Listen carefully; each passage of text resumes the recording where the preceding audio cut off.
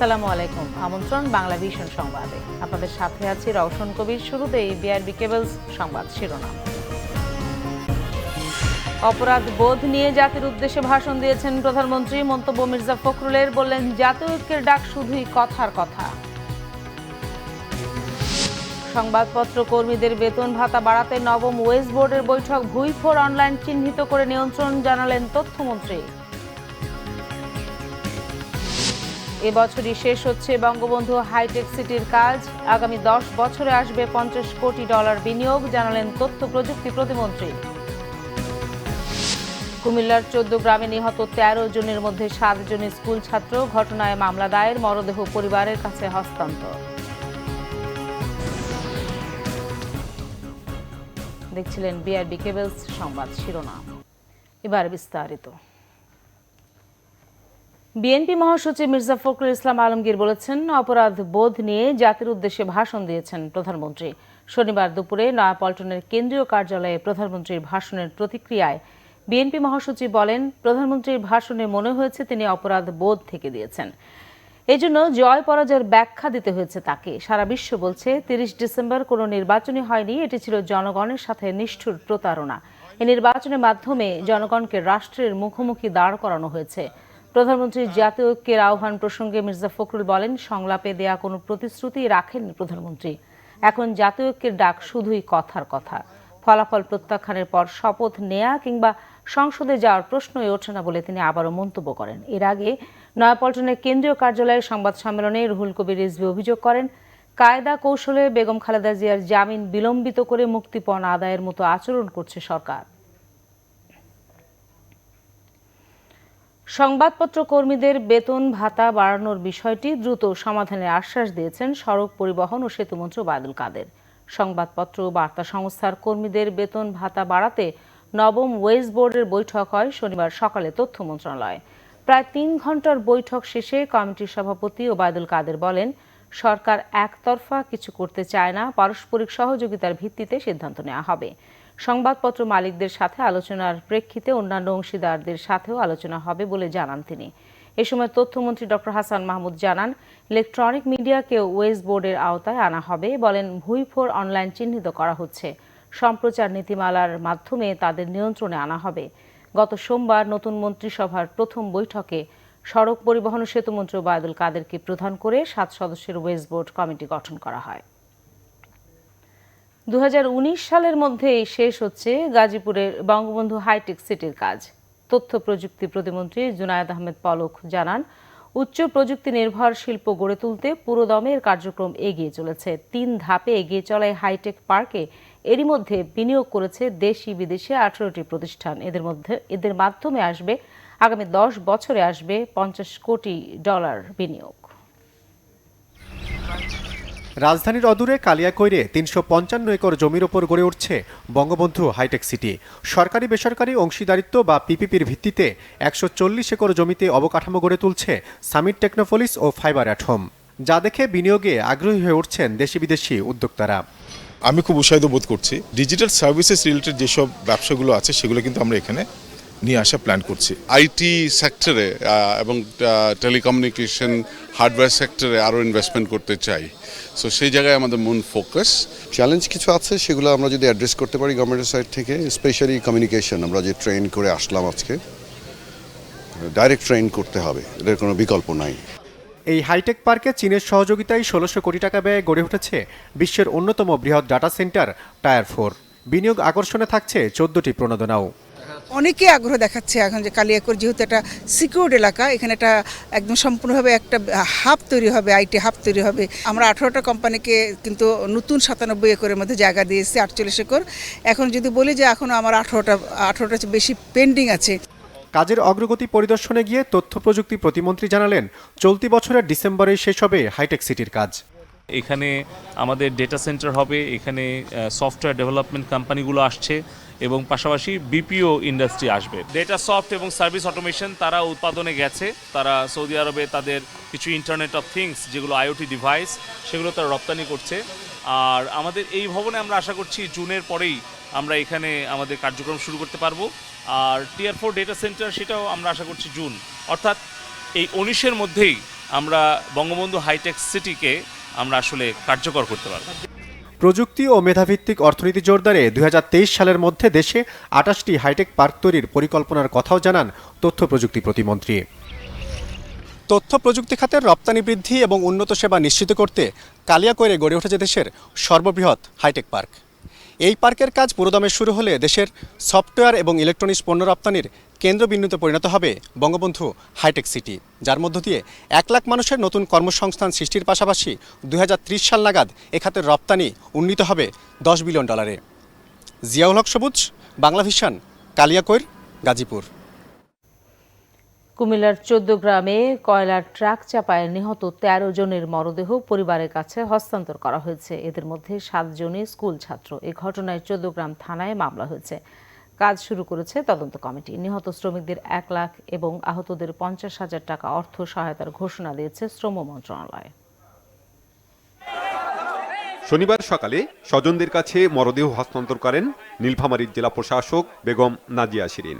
এ সময় প্রত্যেক পরিবারকে নগদ 20,000 টাকা এবং একটি করে কম্বল ও শুকনো খাবার দেওয়া হয়। সামনে যে সব মানবিক সহায়তা থাকবে এবং জেলা প্রশাসনের পক্ষ থেকে যত ধরনের সুযোগ সুবিধা থাকবে তারা আমাদের সরকারের যে সোশ্যাল সেফটি নেটওয়ার্ক আছে এর আওতায় আমরা পর্যায়ক্রমে তাদেরকে নিয়ে আসবো এবং তাদের সর্বতোভাবে তাদের যাতে আর্থিক এবং অন্য কোনো দৈন্যদশা না হয় সেটা আমরা সবসময় খেয়াল রাখবো। নীলফামারীর 2 ইউনিয়নের 13টি তাজা প্রাণ এভাবে শেষ হয়ে যাওয়ার ঘটনা কোনোভাবেই মেনে নিতে পারছেন না এলাকাবাসী। শোকে পাথর হয়ে গেছেন গ্রামের মানুষগুলো। নিহতদের বাড়িতে চলছে আহাজারি। উপার্জনকারী ব্যক্তিকে হারিয়ে অসহায় হয়ে পড়েছে পরিবারগুলো। দুর্ঘটনার জন্য দায়ীদের দৃষ্টান্তমূলক শাস্তির দাবি জানিয়েছেন তারা। তাবার আবার কি আছে যেন এই সংসারটা খুব ভালোভাবে চলে, এই আর কি এই যে সহযোগিতা সরকার তাকে একটু ভালো দৃষ্টিতে দেখে এই পরিবারগুলোর প্রতি। কুমিল্লার ইটভাটায় মর্মান্তিক এ ঘটনায় নিহত 13 শ্রমিকের 7 জনই নীলফামারীর 2টি বিদ্যালয়ের 10ম শ্রেণীর শিক্ষার্থী, যারা পড়ালেখার ফাঁকে দিনমজুরি করে পরিবারকে সহযোগিতা করতেন। ওই পড়াশোনা করবে বলে সারা সারা বুদ্ধি করিয়া প্রাইভেট পড়িবে মোর বাবা পড়িবে। এদিকে এ ঘটনায় শুক্রবার রাতে ঘাতক ট্রাকের চালক ও হেলপারকে আসামি করে মামলা হয়েছে। কুমিল্লার 14 গ্রাম থানার ওসি মাহফুজুর রহমান জানান, অবহেলাজনিত মৃত্যুর অভিযোগ এনে মামলাটি করা হয়েছে। আসামিদের গ্রেপ্তারে অভিযান চলছে। Bangla vision news desk. নিচ্ছে সিবিসি টাইলস সংবাদ বিরতি, সাথেই থাকুন, ফিরে এসে থাকছে। আমদানি রপ্তানি কার্যক্রমে বিশ্বে বন্দর সুবিধায় 13 ধাপ পিছিয়েছে বাংলাদেশ। পরস্পর বিরোধী বক্তব্য ব্যবসায়ী ও বন্দর কর্তৃপক্ষের। র্যালি, আলোচনা সভা সহ নানা আয়োজনে আন্তর্জাতিক কাস্টমস দিবস পালন।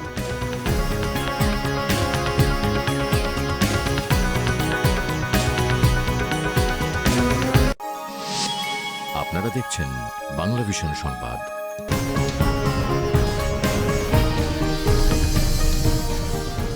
স্বাগত একবার বাংলা ভিশন সংবাদে।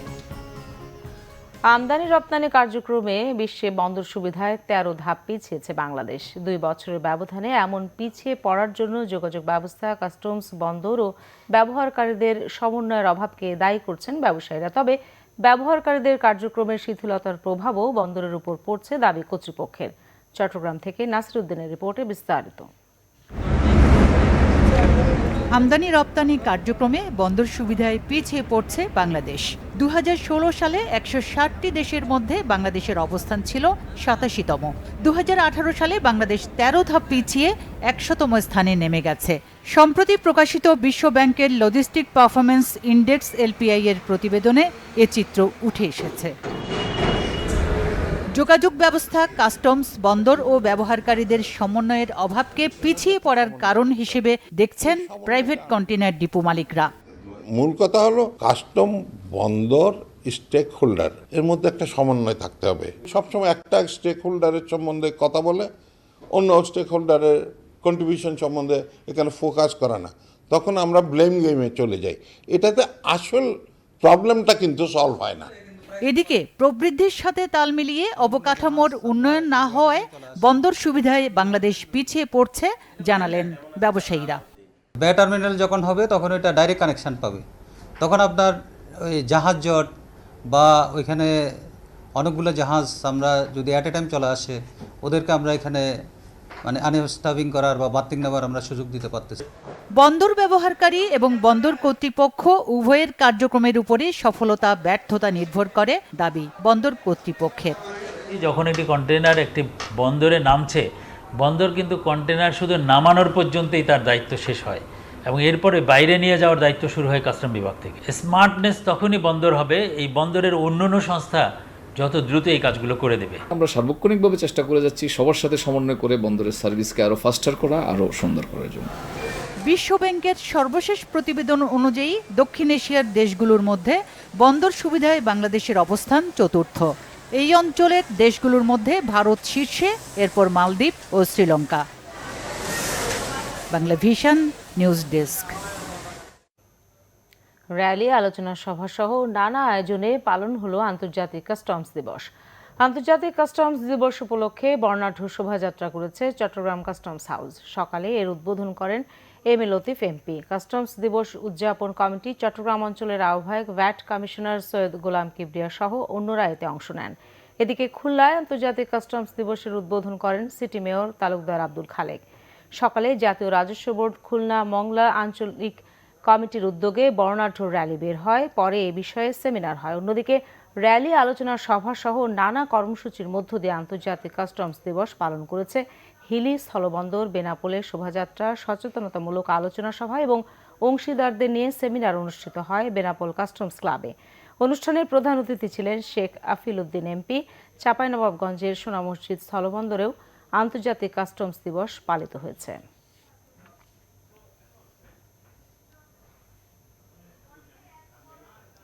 কুষ্টিয়ায় পুলিশের গুলিতে একজন নিহত হয়েছে। নিহত ব্যক্তির নাম হাবিবুর রহমান হুব্বা। সে মাদক ব্যবসায়ী বলে দাবি পুলিশের। শুক্রবার রাত ৩টার দিকে সদর উপজেলার মোল্লাতে ঘুরিয়া ক্যানেলপাড়া আমবাগানে এই ঘটনা ঘটে। পুলিশ জানায়, নিহত হাবিবুর রহমান হুব্বা কুষ্টিয়া শহরের আরুয়াপাড়া এলাকার বাসিন্দা সিরাজ মালিথার ছেলে। সে চিহ্নিত মাদক ব্যবসায়ী ও তার বিরুদ্ধে মডেল থানায় একাধিক মামলা রয়েছে বলেও দাবি পুলিশের। হাজার হাজার পাখির কলকাকুলিতে মুখর মৌলভীবাজারের বাইক্কা বিল। শীত আসলেই অতিথি পাখির আগমনে নয়নাভিরাম এক দৃশ্য সৃষ্টি হয় অপরূপা বাইক্কা বিলে। অতিথি পাখির কিচিরমিচির শব্দ, ঝাঁক বেঁধে ওড়াউড়ি দেখতে সেখানে বেড়ে যায় পর্যটকের আনাগোনাও। তাই বিলের সৌন্দর্য রক্ষায় বাইক্কা বিল প্রকল্প চালু, বিল খনন করা ও আয়তন বৃদ্ধি এবং যাতায়াত ব্যবস্থা উন্নত করার দাবি ভ্রমণ পিয়াসীদের। পানকৌড়ি, বেগুনি কালিম, ভূতিহাঁস, রাজসরালি, চখাচখি বালিহাঁস সহ নানা ধরনের পাখির কিচিরমিচির, দল বেঁধে উড়ে বেড়ানো আর বিলের পানিতে ঝাঁপাঝাঁপি সব মিলিয়ে মৌলভীবাজারের বাইক্কা বিল এখন অন্যরকম সৌন্দর্যের আধার। অতিথি পাখি ও বিলের সৌন্দর্য দেখতে প্রতিদিন এখানে ছুটে আসেন দর্শনার্থীরা। তবে অনুন্নত যোগাযোগ ব্যবস্থায় বিরক্ত তারা। তো আসার সময় যে রাস্তাটা, এটা খুব ভাঙাচোরা, এটা যদি একটু নজর দিত সরকার। আমার মনে হয় যে আমাদের দেশে অনেক সুন্দর জায়গা আছে যেগুলাতে দেখার আছে, যদি জাস্ট অর্গানাইজটা একটু ভালো হয়। রাস্তা একটু খারাপ হওয়ার কারণে হয়তো অনেকে আসতে চায় না। আমি নিজেও আজকে আসতে অনেক প্রবলেম হয়েছে। প্রচুর পাখি দেখলাম, অনেক ভালো, অনেক নতুন নতুন পাখি এখানে, যেখানে সারা বাংলাদেশ অন্যান্য জায়গায় পাওয়া যায় না এগুলা। 2003 সালে চাপড়া, মাগুরা ও জাদুরিয়া বিলের 100 একর জলাভূমিতে মাছের স্থায়ী অভয়াশ্রম ঘোষণা করা হয়।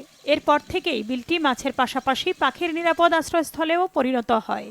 বা কেবিলের জন্য যে 6টা বা 7টা পকেট আছে, এগুলো কিন্তু সাফিসিয়েন্ট নাই। সেই হিসাবে বা কেবিলের আয়তন বাড়া খুব জরুরি দরকার। আমরা একটা জিনিস দেখছি যে যেন মাছ বেশি থাকে, সেখানে ফাঁকিও বেশি থাকে। আমাদের বা কেবিলের পূর্ব সাইডে যে অবৈধ বসতি আছে, সরকারের কাছে আমরা আবেদন দিছি যে এটা খুব তড়িৎগতিতে না উঠাইলে, স্থানান্তর না করলে এটা কিন্তু একটা হুমকি বা কেবিলের জন্য। বাইক্কা বিলে সর্বশেষ পরিসংখ্যান অনুযায়ী 41 প্রজাতির শীতের পাখির দেখা মিলেছে। মাছের অভয়াশ্রম ঘোষণার আগে 2002 সালের জরিপ অনুসারে প্রতি হেক্টরে 160 কেজি মাছ উৎপন্ন হতো।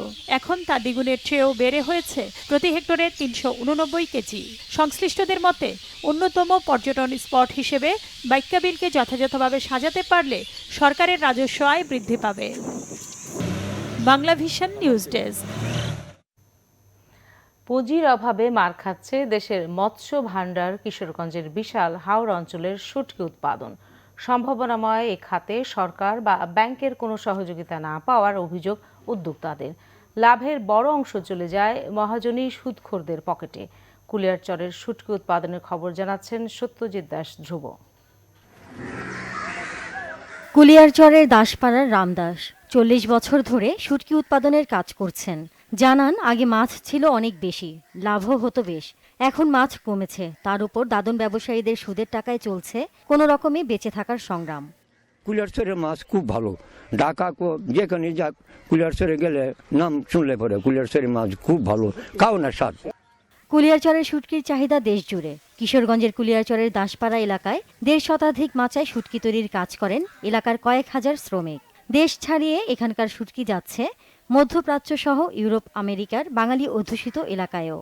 সরকারি সহযোগিতা পেলে সম্ভাবনাময় এ খাত আরও এগিয়ে যাবে বলে আশা উৎপাদকদের।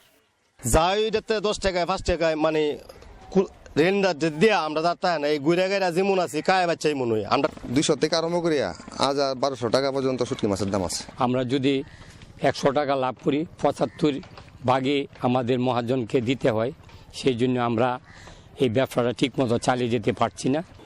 শুটকি উৎপাদকদের পাশে থাকার আশ্বাস কুলিয়ারচর প্রশাসনের। যাদের কাছ থেকে তারা দাদন নেয় তারা পরবর্তীতে উচ্চ মূল্যে এই শুটকিগুলো বাজারজাত করে। তো সেখানে আমরা তাদেরকে আশ্বস্ত করেছি যে আমাদের পক্ষ থেকে চেষ্টা থাকবে সরকারের কাছে আমরা এই দাবিটা তুলে ধরব এবং তাদের জন্য সহজ শর্তে ঋণের ব্যবস্থা করব। মহাজনদের দৌরাত্ম্য ঠেকাতে সরকারের দিকে তাকিয়ে শুটকি উৎপাদকরা। Bangla vision news desk. এবারে দেশের বিভিন্ন জায়গার আরো কিছু খবর নিয়ে রয়েছে একটি ডেস্ক রিপোর্ট। 2 বছরের মধ্যে Nilphamari rail station Chilahati Haludbari train চলাচল শুরু হবে বলে জানিয়েছেন রেলমন্ত্রী নুরুল ইসলাম সুজন।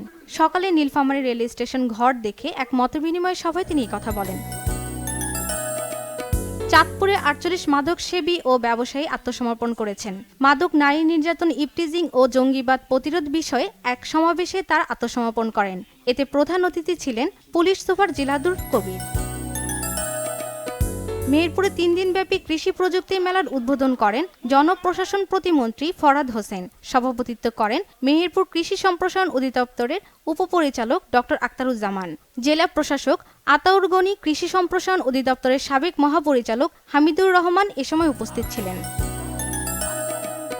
জামালপুর 5 আসনের সংসদ সদস্য ইঞ্জিনিয়ার মোজাফফর হোসেনকে সংবর্ধনা দিয়েছে সদরের বাঁশচড়া এসবিজি মডার্ন উচ্চ বিদ্যালয়। পরে বিদ্যালয়ের বার্ষিক ক্রীড়া প্রতিযোগিতা বিজয়ীদের মাঝে পুরস্কার বিতরণ করেন অতিথিরা। রাজশাহীতে ভারতের ৭০তম প্রজাতন্ত্র দিবস উদযাপন করেছে ভারতের হাই কমিশন। উদ্বোধনীতে ছিলেন ভারতের সহকারী high commissioner, Rajshahi second secretary ও head of the chancellery Ajay Kumar Mishra.